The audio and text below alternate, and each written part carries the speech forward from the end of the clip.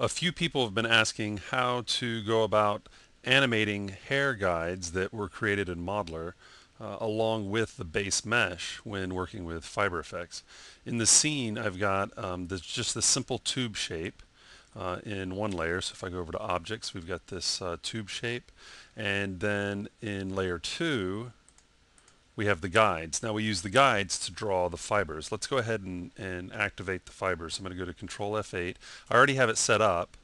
I'm just going to do OpenGL draw. Okay, so there we go. So if I go over to layer 1 and choose bones, I can go over to the second bone, jump to a keyframe that I've set, and you can see that the tube is bending because of the bones, but the fibers aren't following it. Well, the fibers aren't following it because they're in a separate layer and they're not affected by the bones that are in this object, even if they're parented, even if this object is parented to this object.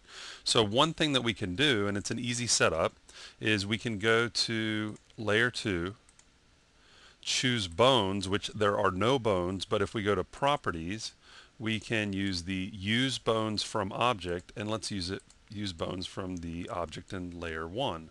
And so now wherever the geometry goes from layer 1 using the bones, the layer 2 geometry is going to be affected by those bones as well. So that's an easy solution for if you have a character, say, whether it's hair on the head or on the body, or even if you have a facial rig set up with bones, you can still keep the guides in a separate layer, which gives you full control when you're working with FiberFX, but take advantage of the deformations that are brought on by the bones in the other object. So just a quick look at animating fibers when using FiberFX.